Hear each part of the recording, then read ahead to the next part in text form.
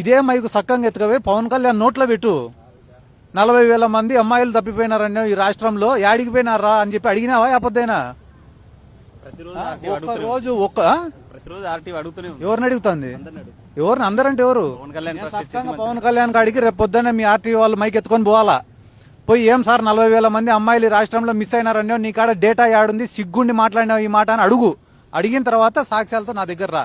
రేపు మేము అధికారంలోకి వచ్చిన తర్వాత ఆ రోజు కూడా ఈడ బలవంతపు ప్రజాభిప్రాయ సేకరణల గురించో లేకుంటే కానీ వక్ఫ్ బోర్డు ఆస్తుల గురించో మాట్లాడకపోతే, బయట పెట్టకుంటే ఆ రోజు వచ్చి అడుగు.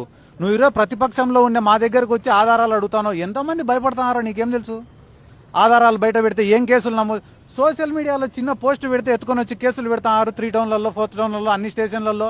మీకు తెలీదా? ఒక మహానంది కృష్ణ అనే పిల్లోడి పైన ఈ రాష్ట్రంలో 20 స్టేషన్లలో కేసులు పెట్టినారు సోషల్ మీడియాలో పోస్టులు పెట్టినందుకు. ఈ రోజు వీళ్ళపైన ఆధారాలు పెడితే బయట పెడితే కేసులు పెట్టరా? వీళ్ళని ఇబ్బందులు పెట్టరా? రేపు మేము అధికారంలోకి వచ్చిన తర్వాత కూడా 2 నెలల్లో 3 నెలల్లో 2 నెలల్లో 3 నెలల్లో నిరూపించకపోతే ఆ రోజు రా.